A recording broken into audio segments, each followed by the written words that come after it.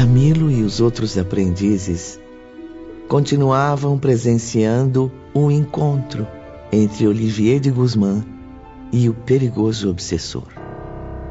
Convém anotar as explicações no caderno para que possa memorizá-las. Amanhã, como já sabe, deve apresentar o resumo de suas conclusões sobre o tema. Falarei hoje sobre os direitos de cada indivíduo, tanto na sociedade terrena quanto na astral. Os direitos de mútuo respeito, solidariedade e fraternidade. Mas não pense que ficaremos somente nas teorias impessoais, Agenor. Você irá analisar essa tese de acordo com suas próprias ações, cometidas tanto na existência terrestre quanto em sua permanência no plano invisível. Ainda confrontará seus atos com as leis que regem o mundo astral e os códigos da moral cristã. No mais, repito, você tem todo o direito de expor suas ideias, tirar dúvidas e até mesmo contestar o que digo. Perplexos diante da intensidade dos serviços na torre, os aprendizes dirigiram-se ao sábio Padre Anselmo. Caso esse pobre espírito se convença da necessidade do bem, para onde será encaminhado? O que será feito dele? Por que esse terrível criminoso, apesar da má vontade que expressa, conta com um mestre tão valoroso como Olivier de Guzmán? Por que recebe lições de profundo saber, ao passo que nós, dispostos a trilhar o caminho da boa vontade, mal temos contato com esses mestres que tanto admiramos? E nem conseguimos sequer um texto para aprender as leis que nos regerão, muito menos material para anotar nossas observações. Em primeiro lugar, não devem esquecer que ainda são enfermos e que somente agora tiveram alta do hospital. E mais, havendo ingressado há apenas 3 anos neste abrigo, não passam de recém-chegados. Não fiquem admirados, portanto, se este obsessor obtiver o que parece não merecer. A época de luz para vocês virá no tempo certo. E não perderão por esperá-la, meus filhos. Agenor Penhalva ingressou nesta torre há 38 anos. E só agora concorda em dedicar-se ao estudo de si mesmo. Entretanto, justamente por causa da inferioridade moral que o cerca, necessita maior assistência do que vocês, cujas tendências para a conversão à luz já apontam para o futuro. Recebi a notícia de que ele voltará muito em breve à reencarnação. Só uma existência terrena longa, dolorosa, operando-lhe decisivas transformações mentais, permitirá que trace novos caminhos ao progresso. E é no intuito de prepará-lo para as batalhas terrestres que o detemos aqui, procurando moralizar o máximo possível o seu espírito, reconciliando-o consigo mesmo e com a lei divina. Porque se não o fizermos, sua próxima reencarnação repetirá o mesmo círculo vicioso. Convém agora, meus amigos, continuarmos a observar o que se passa nos aposentos de Agenor. A um gesto de Olivier, o paciente levantou-se. Caminharam ao longo da grande galeria onde se localizam as prisões. Pouco tempo depois, entraram numa sala espaçosa, uma espécie de gabinete para experiências científicas. Era, na verdade, um templo onde se desvendavam mistérios sacrossantos. O lugar mantinha-se constantemente impregnado de vapores magnéticos, emitindo suaves brilhos azulados. Brilhos quase imperceptíveis à nossa visão debilitada para as coisas espirituais, porém totalmente invisíveis à percepção embrutecida de Agenor. Sobre um tablado, uma cadeira magnífica que parecia feita de cristal. Um fluido azul circulava por seu interior como o sangue que corre pelas artérias do corpo humano. À sua frente, destacava-se uma placa de cerca de 2 metros, cintilante como um espelho, capaz de registrar qualquer impressão mental ou emocional de quem ali se apresentasse. Fato curioso foi que, logo à entrada de Agenor, ela escureceu gradativamente, como se ficasse cada vez mais embaçada. Não pude conter mais uma vez meu ímpeto curioso. Poderia dizer que é um gabinete para estudos de fenômenos transcendentais. Mas qual a utilidade disso? Muito bem observado, Camilo. Certamente, trata-se de um sacrário de operações sobrenaturais, meu amigo. O aparelhamento que vê, em conjunto com substâncias extraídas dos raios solares, é uma espécie de termômetro ou máquina fotográfica com que medimos, reproduzimos e movimentamos os pensamentos. Impressionante. Mas tudo isso me deixa muito confuso. É simples, Camilo. Utilizamos este aparelho para reviver as lembranças, os atos passados que se imprimiram na mente. Através da ação magnética, as mais profundas recordações dos nossos aprendizes refletem-se nesta placa e ficam visíveis, tão nítidas como a própria realidade vivida. Um espasmo de terror inundou as mentes dos enfermos. Cada um, no íntimo de seu desespero, dizia a si mesmo: meus pensamentos, minhas ações, tudo exposto à frente de todos? Tenho que sair daqui. Não vou suportar tanta humilhação. Eu preciso me acalmar. É lógico que os mentores já conhecem tudo a meu respeito, até mesmo os meus pensamentos. Mas são espíritos discretos, amigos caridosos. Não, jamais iriam me intimidar, nem me humilhar. Não suportarei rever eu mesmo as cenas da minha vida. Não tenho coragem. Seria terrível assistir à cena monstruosa do meu suicídio se refletindo nesse espelho. Percebendo aqueles semblantes angustiados e até mesmo lendo os pensamentos dos aprendizes, Padre Anselmo esclareceu: uma entidade iluminada, já educada em bons princípios de moral e ciência, não fará uso desses aparelhos para extrair da memória as recordações, o passado de outras vidas. Basta que expresse a vontade. A energia da mente é acionada em sentido inverso e o que foi passado se tornará presente para que ela viva esses momentos tal como os viveu realmente. Porém, para os espíritos inferiores, os aparelhos tornam-se indispensáveis, pois facilitam muito o nosso trabalho de reeducação. Isso significa que nossas vidas serão devassadas, expostas a todos os habitantes do Instituto? Tudo o que obtivermos de suas mentes será para nós como um depósito sagrado e que jamais será traído. Somente o mestre instrutor será o confidente dos seus terríveis segredos, guardando-os com extremo cuidado. Casualmente, como neste momento, poderemos expor as lembranças de um enfermo para exemplificar, para iluminar o aprendizado da coletividade. Enquanto isso, Agenor, enfim, expressava seus sentimentos ao bondoso Olivier. Não, senhor mestre, não, senhor. Não fui mau filho para meus pais. As anotações que apresentei ontem são verdadeiras, eu juro.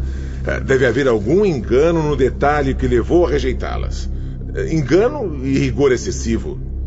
Não vejo tanta rigidez com os demais aprendizes. Por que sou tão perseguido? Fui obrigado a escrever as normas de um bom filho, de acordo com as leis do Senhor Deus Todo-Poderoso, que eu temo e respeito. Agora quer que, mais uma vez, eu as estude para amanhã expor minhas lembranças em torno da minha condição de filho. Teria que escrever mais e mais páginas do diário, confrontando-as com aquelas normas. Mas não entendo. Se já estou convicto do que vem afirmando em minhas anotações, por que um trabalho tão cansativo? assistindo a cena através do gigantesco visor. Camilo estava vidrado, surpreso com a desenvoltura de um espírito considerado tão inferior. É incrível. Agenor parece-me mais vítima do que réu. Sua observação não me surpreende, caro Camilo. Aqui, assim como na Terra, as aparências também podem enganar. Mas pensei que ele fosse agressivo, que mal soubesse expor as ideias, praticamente um selvagem. A começar pelos trajes impecáveis que veste, percebe-se que muitas vezes os piores obsessores concentram-se em belos envoltórios carnais. A maioria tem raciocínio rápido, convincente. São sedutores natos, exímios atores encenando com maestria suas faces no teatro da vida real. Um autêntico lobo em pele de cordeiro. Lobo? Não convém ofender essa bela espécie, meu amigo. Perto de um obsessor como Agenor Penhalva, o lobo seria apenas um ingênuo animalzinho de estimação. Veja, ele voltou a falar com Olivier. Peço ao senhor, meu caro mestre, que encaminhe a quem de direito o meu pedido de libertação. Por que me fazem sofrer tanto? Não existe, então, perdão na lei do bom Deus que eu tanto amo? Sou profundamente religioso e estou arrependido dos meus grandes pecados. Encontro-me aqui há tantos anos. Passei por calabouços infernais, nas mãos do bando malvado que me raptou após o suicídio. Atormentado, vaguei por ilhas desertas, antes de me submeter aos seus desejos detestáveis. Enfrentei as fúrias do oceano, abandonado e perdido sobre rochedos solitários. Durante 10 anos, me vi preso à cova imunda de um cemitério, onde sepultaram meu corpo nojento, enlameado e podre. Fui perseguido por grupos sinistros de inimigos vingadores. Apanhei como um cão raivoso. Fui maltratado como um réptil, corroído por milhões de vermes que me enlouqueceram de horror, sem compreender a aflição de sentir-me vivo e deparar-me sepultado, devorado por bactérias imundas. Os malvados levaram-me prisioneiro, amarrado por cordas resistentes, e prenderam-me na própria sepultura em que jazia. Prossiga, Agenor. Continue com suas lástimas. Este lado da história eu bem já conheço. Vamos? Não pare por aí. Quero ouvir o que vem depois. A parte onde tudo começa a se esclarecer. Bem, quero dizer... Na verdade, o senhor já sabe, meu mestre. Fui jogado à sepultura, onde jazia a mulher que eu amei. Sim, que eu desgracei e depois assassinei, temendo represálias de sua poderosa família. Ninguém jamais identificou o assassino. Mas aqueles criminosos sabiam de tudo. E depois do meu suicídio, vingaram a morta. E depois, Agenor, o que aconteceu? Combateu com todas as forças o grupo de obsessores? Bem que tentei, mas me vi tão perseguido que, a fim de me libertar daquele tormento, tive de unir-me ao bando e tornar-me um deles. Era a única alternativa que me ofereciam. Devo, portanto, ter muitas atenuantes, não? Além do mais, fui aprisionado por soldados, jogado ao Vale Sinistro, onde sofri novos horrores. E agora, meu mestre, nesta torre, tolhido em minha liberdade, sem sequer poder divertir-me pelas ruas da amada Madrid, nem respirar o ar puro dos campos, como tanto me agrada. Sou ou não sou filho do bom Deus? Ou serei irmão do próprio Satanás? Certamente alguém que não conhecesse as suas eternas queixas, Agenor Penhalva, acreditaria que se cometem injustiças. No entanto, a longa série de desgraças que narrou teve origem somente nos pecados excessivos dos seus próprios atos. Atos dos quais já me arrependi profundamente. Pena que o senhor e a direção do Instituto não façam a menor questão de acreditar. Não é verdade. Há praticamente 38 anos vem sendo aconselhado a uma reforma íntima que alivie sua situação. Porém, negou sistematicamente toda e qualquer experiência para o bem, enclausurado na má vontade. Temos sido muito compreensivos com você, apesar de você não reconhecer isso. Mas por que me prendem aqui? Qual o motivo de tanta vigilância? Ora, Genor. Bem sabe que sua retenção na torre é para sua própria proteção contra a falange de obsessores que chefiava. Deve saber também que a tão desejada liberdade só depende de você mesmo. Jamais foi maltratado aqui. Ao contrário, oferecemos a você diariamente verdadeiros tesouros espirituais, na esperança de que enriqueça sua alma com a luz divina. Pois eu creio em Deus. É Deus quem não crê em mim. Não basta dizer. É preciso sentir realmente. Deve existir a certeza no coração, pois Deus sempre confiará naqueles que verdadeiramente se arrependem. Como hóspede da Legião de Maria, foi recomendado por ela a direção deste instituto, no sentido de que não lhe permitisse o retorno ao corpo carnal sem que alcançasse o devido progresso. Que progresso, meu mestre? Já não evoluiu bastante? Quanto tempo mais devo ficar isolado aqui? Enquanto não estiver capacitado para os futuros testemunhos terrenos, que serão duros, não poderá reencarnar. Esta é a lei que devemos seguir sempre. Diariamente, Agenor, são expostos à sua consciência os motivos por que não conquistou a liberdade. Sabe que é culpado. Sabe que conduziu ao suicídio uma dezena de vítimas que se deixaram seduzir por sua astúcia de obsessor inteligente. Desgraçou vários homens pelo simples prazer de praticar o mal, ou por invejá-los de algum modo. Eu? Com inveja daqueles miseráveis? Jamais! Quando o homem encarnado desvirtuava pobres jovens apaixonadas para depois traí-las, decepcioná-las, levando-as ao suicídio. Como podem me culpar disso? Elas se mataram porque quiseram, porque foram fracas. Vejo que nada mudou, Agenor. Seu orgulho continua a sufocar seu raciocínio. Prefere a revolta por ser mais cômodo, fugindo às responsabilidades que o apavoram. Tem medo do futuro que você mesmo preparou com as suas perversidades. Enquanto isso, no gabinete de fiscalização... Acabo de receber novas informações sobre o prisioneiro que estamos observando. Há ordens superiores solicitando urgência na marcha de Agenor para o progresso, livrando-o do círculo vicioso que prolonga seus sofrimentos. Concluo, então, que faremos a experiência suprema. Que tipo de experiência é essa? Queríamos evitá-la por ser muito dolorosa, concedendo ao prisioneiro um prazo justo para que, por si mesmo, procurasse a reabilitação. Porém, Camilo, não há outra saída. Vamos ver o que Olivier de Guzmán tem a dizer. A partir deste momento, fará diariamente um exame sobre si mesmo, provocado por nós, lento, gradativo, minucioso, que permita a você aceitar a urgência de uma reforma interior.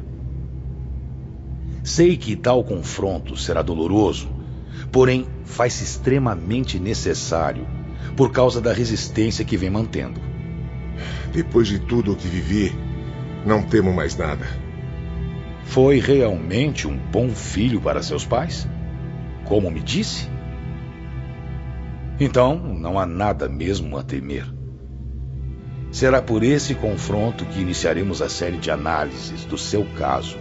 Afinal, o primeiro dever que cabe ao homem cumprir será no ambiente do lar e da família. Vamos ver os méritos que você terá como filho, pois todos os que possa ter serão creditados a seu favor, suavizando as futuras reparações. Estou pronto para qualquer sofrimento, desde que conquiste a liberdade. Agenor Penhalva, sente-se em frente desse espelho.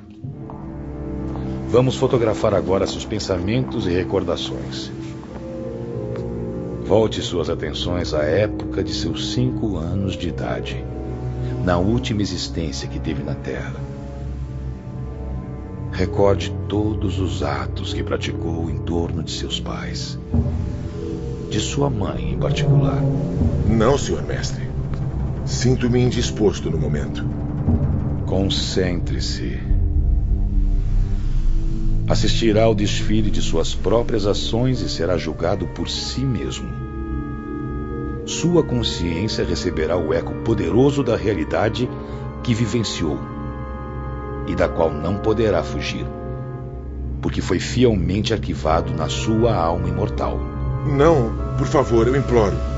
Deixe-me voltar ao meu aposento mais uma vez. Não estou preparado. Sente-se, Agenor Penhalva. Isto é uma ordem. O pecador sentou-se dominado. Camilo e todos os demais aprendizes prenderam a respiração, enquanto um silêncio religioso invadia o ambiente. Agenor parecia, nesse momento, muito calmo. Olivier envolveu sua cabeça numa faixa luminosa, originária da própria luz solar. A faixa, por sua vez, prendia-se por fios luminosos ao manto que cobria a cadeira. A tela também ligava-se ao mesmo manto, formando um mecanismo tão simples quanto magnífico. Então, surgia para as vistas assombradas dos aprendizes algo indefinível em linguagem humana.